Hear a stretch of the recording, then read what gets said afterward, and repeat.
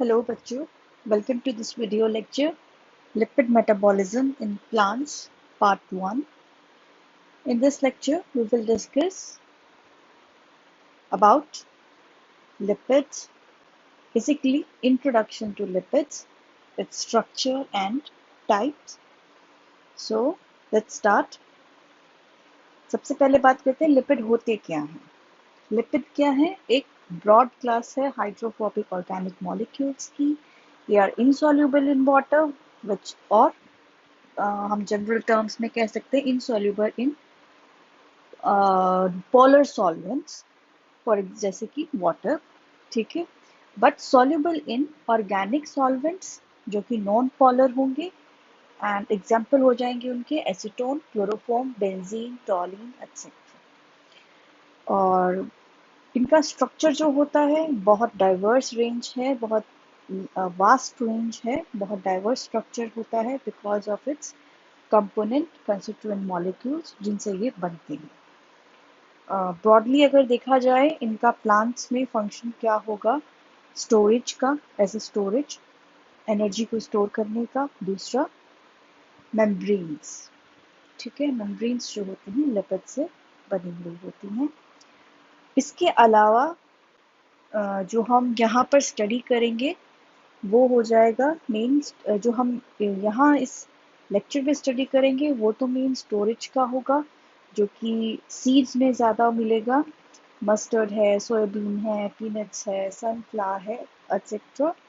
इसके अलावा कुछ स्पेशलाइज्ड लिपिड होते हैं जो कि और चीज़ों में और फंक्शनिंग में असिस्ट करते हैं. तो वो है पिगमेंट्स हो सकते हैं, उसमें कैरोटीन्स जो है वो टाइप ऑफ लिपिड्स हैं. कोफैक्टर्स हो सकते हैं एंजाइमेटिक रिएक्शंस में जैसे कि विटामिन्स हैं. ट्रांसपोर्टर हो सकते हैं, डॉलिकोल जो होता है. और ऐसे ही कुछ लिपिड्स जो हैं वो एज अ मैसेंजर एक्ट करते हैं, फॉर एग्जांपल फॉस्फेटाइडल इनोसिटोन्स. ब्रॉडली इनके फंक्शंस के ऊपर देखा जाए तो इनको फॉलोइंग कैटेगरीज में हम एक तरह से कैटेगराइज कर सकते हैं. एक तो होगा ट्राई एसाइल ग्लिसरॉल जो बेसिकली स्टोरेज लिपिड्स होंगे. एक होगा ग्लिसरोलिपिड्स जो कि मेम्ब्रेन बनाने वाले लिपिड्स होंगे. फिर होगा एक स्टेरॉइड्स जो कि मैं कुछ कंपोनेंट उस कुछ टाइप ऑफ स्टेरॉइड्स जो है मेम्ब्रेन को बनाने में हेल्प करते हैं, उसके स्ट्रक्चर में हेल्प करते हैं. और कुछ स्टेरॉइड्स एज हार्मोन प्रेजेंट होते हैं. और लास्ट होगा वैक्स. वैक्स क्या है? ये बेसिकली सिक्रीट किया जाता है सेल के थ्रू और प्रोटेक्टिव फंक्शन का होता है. ठीक है, तो यहाँ जो हम स्टडी करेंगे प्लांट्स की एक तरह से व्यू से, तो वो होगा एक तो स्टोरेज लिपिड्स, दूसरा मेम्ब्रेन को बनाने वाले लिपिड्स और तीसरा वैक्स. लिपिड्स के बारे में और देखा जाए तो लिपिड्स जो हैं वो ज़्यादा रिड्यूस्ड, मोर रिड्यूस्ड फॉर्म है compare to carbon. More reduced form है कार्बन की compare to starch. Okay, and also they are more anhydrous. Anhydrous का मतलब होता है कम वाटर मॉलिक्यूल्स. ठीक है, जब कोई मॉलिक्यूल है, मैक्रो मॉलिक्यूल होते हैं जो खासकर बायोलॉजिकल मॉलिक्यूल्स होते हैं, उनके साथ अगर वो साइटोप्लाज्म में प्रेजेंट है, सेल में प्रेजेंट है या कहीं भी प्रेजेंट है, तो उनके साथ कुछ वाटर मॉलिक्यूल्स उसके आसपास एज ए मीडियम प्रेजेंट हो सकता है. तो वो उनके साथ एसोसिएटेड होगा वाटर मॉलिक्यूल. ठीक है, उसके साथ अटैच्ड हो सकता है. और उसके बीच में गैप्स जो होंगे, स्ट्रक्चर जो है उसके बीच में वाटर मॉलिक्यूल्स प्रेजेंट हो सकते हैं. तो लिपिड्स ऐसे कंपाउंड्स हैं उनके बीच में water molecules almost negligible amount में प्रेजेंट होते हैं. जबकि और जो कंपाउंड्स हैं या बायोमॉलिक्यूल्स हैं, फॉर एग्जांपल प्रोटीन है, उनके बीच में, उनके स्ट्रक्चर के बीच में वाटर मॉलिक्यूल्स प्रेजेंट होते हैं और काफ़ी प्रेजेंट होते हैं. ग्लूकोज है, स्टार्च है, और सुक्रोज है. ये जो हायर मॉलिक्यूल्स हैं इनके स्ट्रक्चर के बीच में वाटर मॉलिक्यूल्स प्रेजेंट हो सकते हैं. ठीक है, लेकिन लिपिड के स्ट्रक्चर में इस तरह से वाटर मॉलिक्यूल्स प्रेजेंट नहीं होते, इसलिए वो एनहाइड्रस। और इसी वजह से, क्योंकि वो ज़्यादा रिड्यूस्ड फॉर्म में प्रेजेंट होते हैं, जब वो ऑक्सीडाइज होते हैं तो वो ज़्यादा एनर्जी रिलीज करते हैं कंपेयर टू स्टार्च। और कंप्लीट ऑक्सीडेशन जो लिपिड की होगी 1 ग्राम ऑफ लिपिड की, वो ऑलमोस्ट 40 किलो जूल जो है एनर्जी लिबरेट करती है। और अगर इतना ही अमाउंट का स्टार्च लिया जाए, 1 ग्राम ऑफ स्टार्च लिया जाए, तो वो कम अमाउंट ऑफ एनर्जी जो है लिबरेट करता है। ठीक है, so this was basically about lipid, उसके बारे में इंट्रोडक्शन कि वो होता क्या है, उसके स्ट्रक्चर के बारे में। अब देखते हैं लिपिड किस तरह से हम उसको उसके स्ट्रक्चर कैसे देख सकते हैं, कंपोनेंट्स क्या क्या होते हैं। बेसिकली ग्लिसरॉल मॉलिक्यूल होगा, ठीक है, कंपाउंड होगा। ग्लिसरॉल जो है, जब उसके साथ फैटी एसिड्स अटैच हो जाते हैं तो वो ट्राई एसाइल ग्लिसरॉल बन जाता है, जो कि स्टोरेज टाइप ऑफ लिपिड है। ठीक है, स्टोरेज के लिए इस तरह का मॉलिक्यूल बनता है। और अगर उसमें 2 फैटी एसिड मॉलिक्यूल हों और तीसरा जो कार्बन है ग्लिसरॉल का, उसमें कोई एक पोलर हेड है, तो वो ग्लिसरॉल लिपिड बन जाता है, जो कि बेसिकली मेम्ब्रेन से एसोसिएटेड होता है। ठीक है, तो ट्राई एसाइल ग्लिसरॉल जो है वो बेसिकली स्टोरेज लिपिड का फॉर्म है, और ग्लिसरॉल लिपिड जो है वो मेम्ब्रेन एसोसिएटेड लिपिड है। ठीक है, अब यहाँ पर जो पोलर हेड ग्रुप है एक्स जो है, वो इस तरह से हो सकते हैं, हाइड्रोजन हो सकता है, फॉस्फेट ग्रुप्स हो सकते हैं, गैलेक्टोज हो सकता है। ठीक है, तो एक तरह से देखा जाए ग्लिसरॉल है एज अ बैकबोन, और उसके साथ फैटी एसिड्स प्रेजेंट हैं या पोलर हेड प्रेजेंट हो सकता है।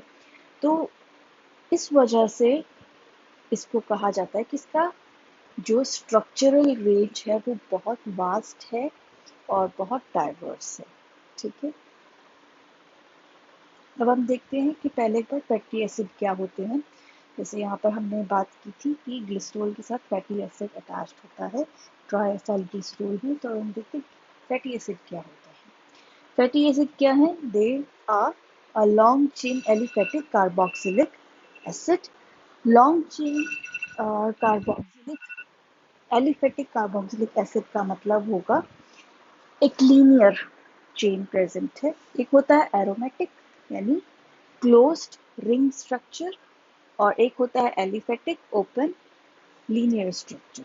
ठीक है, लीनियर या फिर एक तरह से चेन है, ओपन चेन है, तो वो स्ट्रक्चर होता है, साथ में इसमें एक कार्बोक्सिलिक ग्रुप होता है। ठीक है, अब इस लॉन्ग चेन में अगर डबल बॉन्ड्स प्रेजेंट हैं तो वो अनसैचुरेटेड फैटी एसिड होगा, और अगर उसमें डबल बॉन्ड्स नहीं हैं तो वो सैचुरेटेड फैटी एसिड। प्लांट में जो कॉमनली मिलते हैं फैटी एसिड्स, अनसैचुरेटेड सैचुरेटेड अगर देखा जाए तो वो इस तरह से हैं। सैचुरेटेड जो है उसमें लॉरिक एसिड है जिसमें 12 कार्बन होंगे, 0 डबल बॉन्ड होगा। मेरिस्टिक एसिड है, 14 कार्बन होंगे, 0 डबल बॉन्ड होगा। पाल्मिटिक एसिड है, 16 कार्बन होंगी, 0 डबल बॉन्ड होगा। स्टेरिक एसिड है, उसमें 18 कार्बन होंगे और 0 डबल बॉन्ड होगा। ऐसे ही अनसैचुरेटेड फैटी एसिड्स होंगे। ऑलिक एसिड है जो कॉमन है सबसे, 18 कार्बन की चेन होगी, ठीक है, और एक डबल बॉन्ड प्रेजेंट होगा। लिनोलिक एसिड है, उसमें भी 18 कार्बन्स की लॉन्ग चेन होगी, साथ में 2 डबल बॉन्ड्स जो हैं वो प्रेजेंट होंगे। और एक है लिनोलेनिक एसिड, उसमें 18 कार्बन्स होंगे लेकिन 3 डबल बॉन्ड्स प्रेजेंट होंगे। ठीक है, तो इस तरह से कुछ कॉमन है काफ़ी फैटी एसिड्स जो प्लांट में मिलते हैं। प्लांट में मिलने वाले फैटी एसिड्स में एक और पॉइंट है जो याद रखने वाला है। इसमें जो नंबर ऑफ कार्बन होता है प्लांट के फैटी एसिड्स में वो इवन नंबर होता है और यूजुअली 12 से 30 के बीच में होता है। ठीक है, इवन नंबर होगा एंड 12 से 30 के बीच में होगा प्लांट्स में मिलने वाले फैटी एसिड्स। अब ट्राई एसाइल ग्लिसरॉल जो है उस पे फैटी एसिड किस तरह का है उसके बेसिस पर उनको फैट कहा जा सकता है या ऑयल कहा जा सकता है। फैट वो होंगे जिसमें सैचुरेटेड फैटी एसिड ज़्यादा होंगे जिसकी वजह से वो सॉलिड होगा एट रूम टेम्परेचर। ठीक है, और ऑयल्स क्या होंगे जिसमें अनसैचुरेटेड फैटी एसिड ज़्यादा होंगे and it will be liquid at room temperature. ठीक है, अब यहाँ पर फिर से देख सकते हो कुछ कॉमन फैटी एसिड्स जो हैं कौन कौन से होंगे, साथ में इसमें उनका सोर्स जो है वो भी बताया है। जैसे लॉरिक एसिड है वो लॉरेसी फैमिली जो है उसके मेंबर्स में मिलेगा, कोकोनट ऑयल में मिलेगा, पाम ऑयल में मिलेगा। और मिरिस्टिक एसिड है वो सीड्स में मिलेगा, बटर में मिलेगा। पाल्मिटिक एसिड है प्लांट फैट्स में है, पाम ऑयल में है, पीनट ऑयल में मिलता है। स्टीयरिक एसिड है वो प्लांट एंड एनिमल फैट में मिलता है। अराकिडिक एसिड है वो पीनट ऑयल में मिलता है। ऐसे ही कुछ मेजर अनसैचुरेटेड फैटी एसिड्स हैं और उनके सोर्स के साथ यहाँ पर लिखा होगा। ऑलिक एसिड है वो ऑलिव ऑयल में मिलता है, पीनट ऑयल में मिलता है, लिंसीड ऑयल में मिलता है। और लिनोलिक एसिड है वो सोयाबीन ऑयल में मिल सकता है। गामा लिनोलिक एसिड जो है वो लिंसीड ऑयल में मिलता है। एरुसिक एसिड है वो रेपसीड ऑयल में मिलता है, मस्टर्ड सीड जिसको कह सकते हैं। एराकिडोनिक एसिड है वो पीनट ऑयल में मिलता है।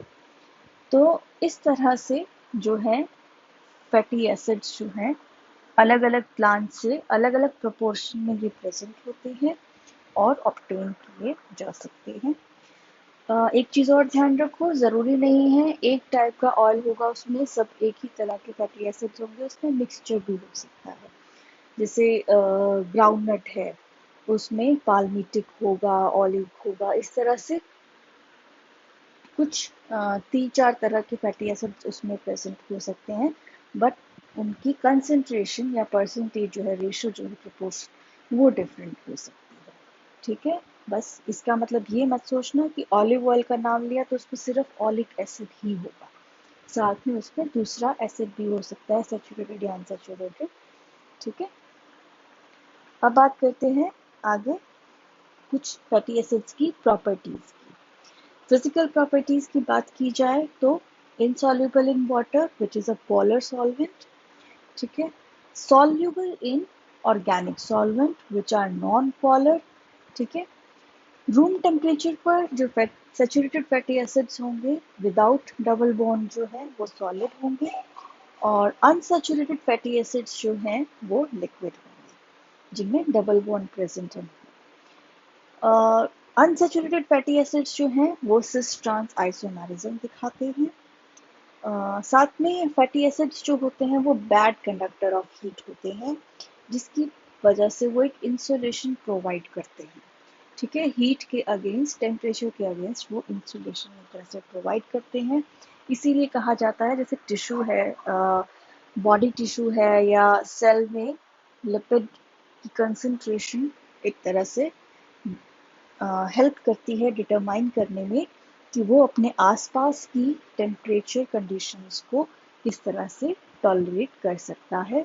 अगर अच्छी लिपिड कंसंट्रेशन उसमें अच्छी लिपिड अमाउंट नहीं है तो वो इतना इजीली अपने आप को जो है वो उस टेम्परेचर के अकॉर्डिंग सर्वाइव नहीं कर सकता।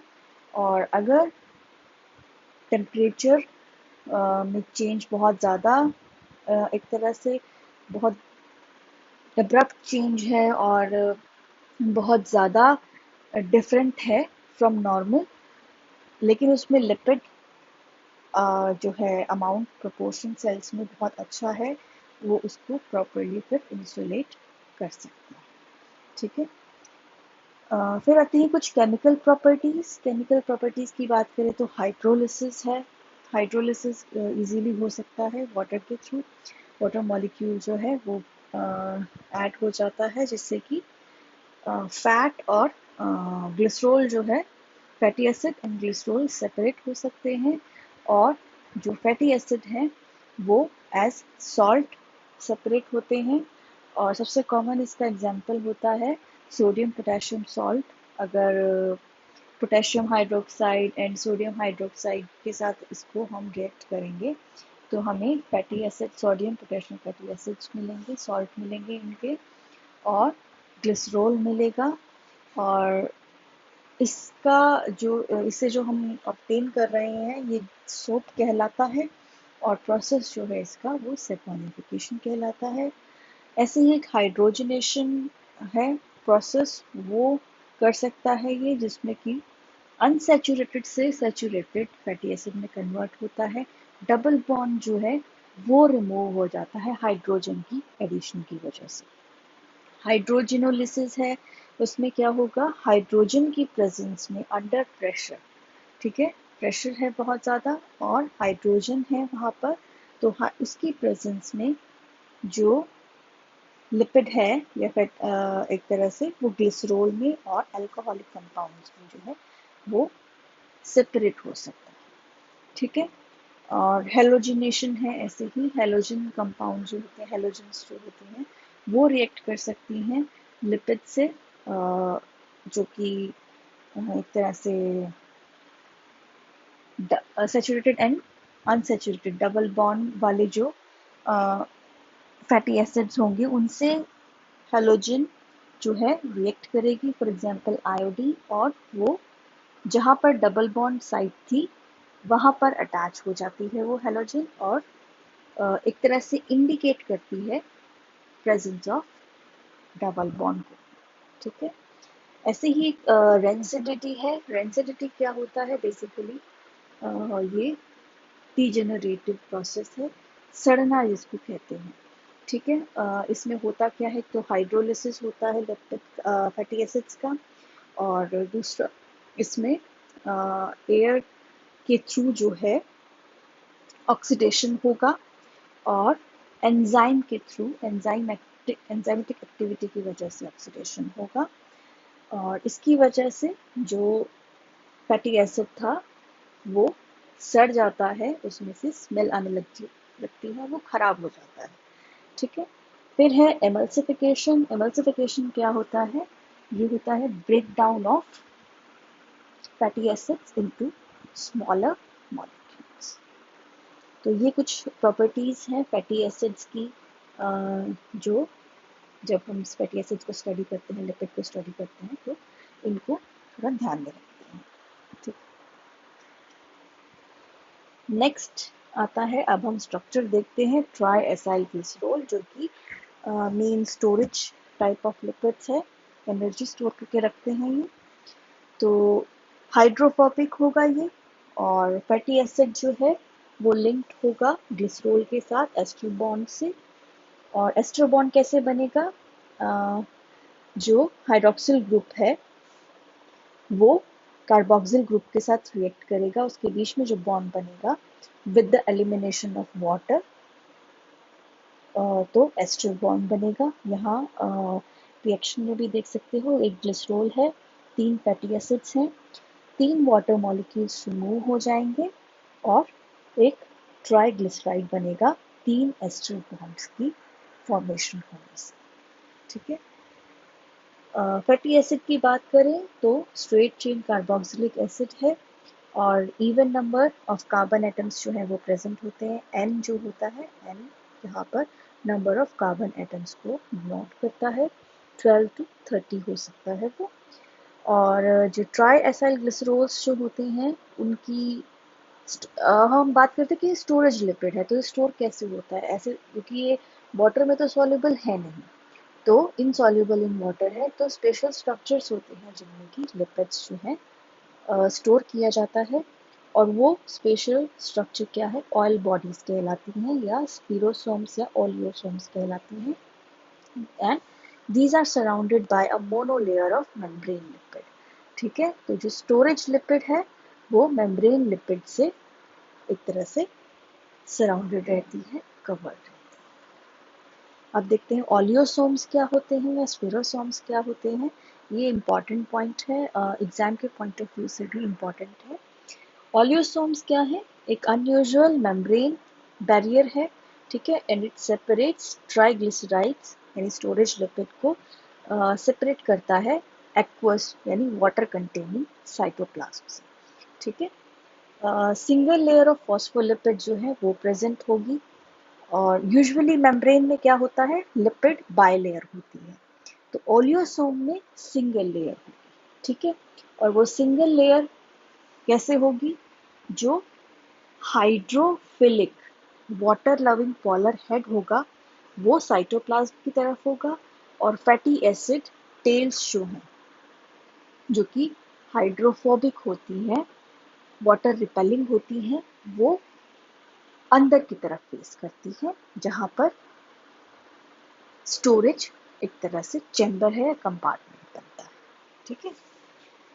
ओलियोसोम जो है उसको स्टेबलाइज करने के लिए भी डायरेक्ट सिर्फ लिपिड एक साथ आकर ज़रूरी नहीं है एक स्टेबल स्ट्रक्चर बना सके। उसको स्टेबलाइज करने के लिए कुछ प्रोटीन्स प्रेजेंट होते हैं बीच बीच में उस मोनोलेयर में। लिपिड की जो मोनोलेयर है वो प्रोटीन्स होते हैं ओलियोसिन्स, और वो प्रिवेंट करते हैं एक ओलियोसोम दूसरे ओलियोसोम से कांटेक्ट में आए तो फ्यूज ना करे, तो कांटेक्ट में ना आए तो फ्यूज भी ना करे, ठीक है।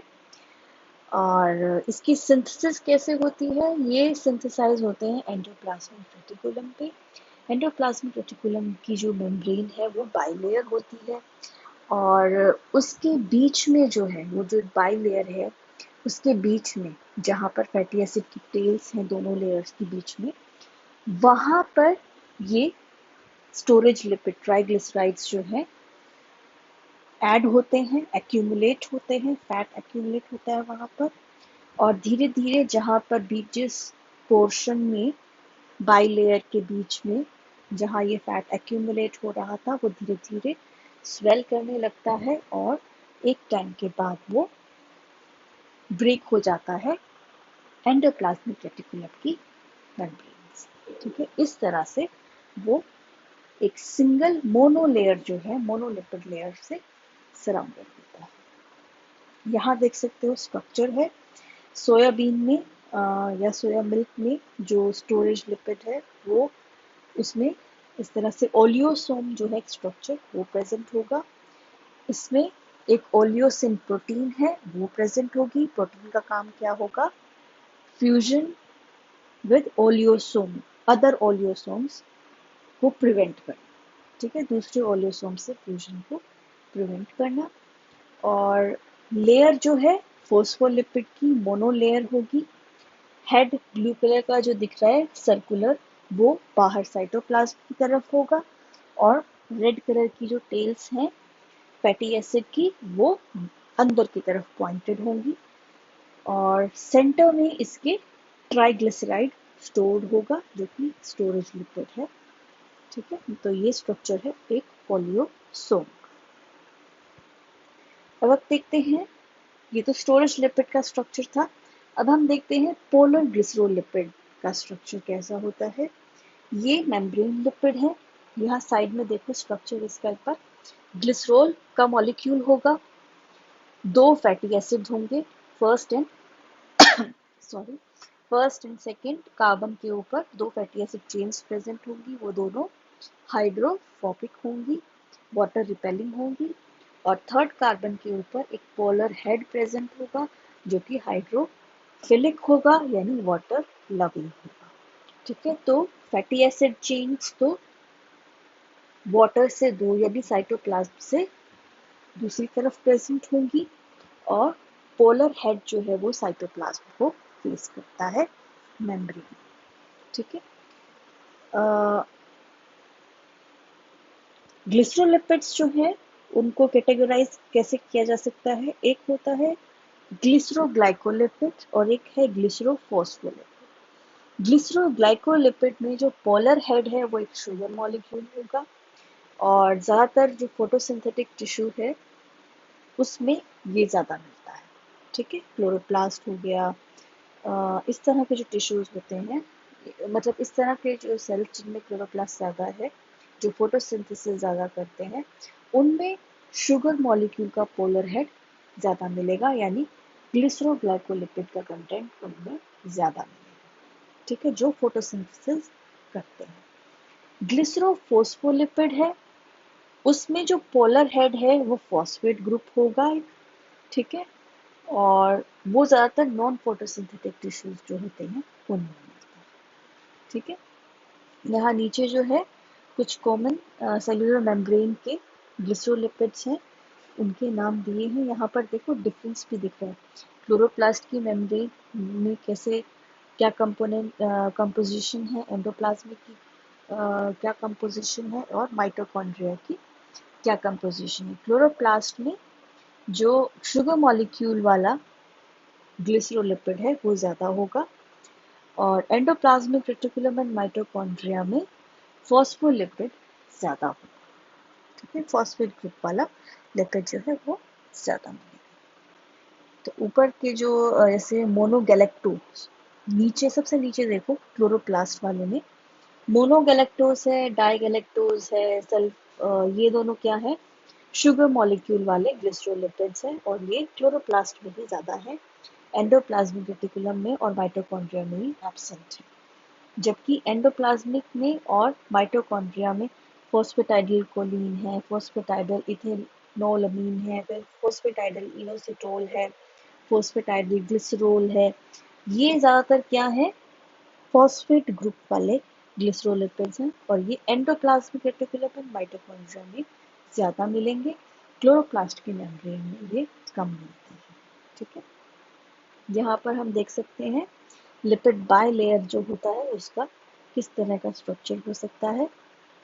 साइटोप्लाज्म में ऊपर की तरफ एक्स्ट्रासेलुलर फ्लूइड है, इसमें ग्लाइकोप्रोटीन्स प्रेजेंट होते हैं, प्रोटीन चैनल्स प्रेजेंट होते हैं। ऊपर की तरफ रेड कलर की जो बॉल्स हैं वो हाइड्रोफिलिक हेड है, और सेंटर में hydrophobic fatty acid tails present होंगे। ठीक है, अब यहाँ पर ग्लिसरोग्लाइकोलिपिड्स हैं जिसमें शुगर मॉलिक्यूल होगा, ये स्ट्रक्चर देख सकते हो आप। मोनोगैलेक्टोसिल डाई एसाइड ग्लिसरो। ठीक है, ऐसे ही एक दूसरा ग्लिसरोग्लाइकोलिपिड है, वो है डाई गैलेक्टोसिल डाई एसाइल ग्लिसरोल, और सल्फोलिपिड है। इनमें जो पोलर हेड है वो क्या है, शुगर मॉलिक्यूल है।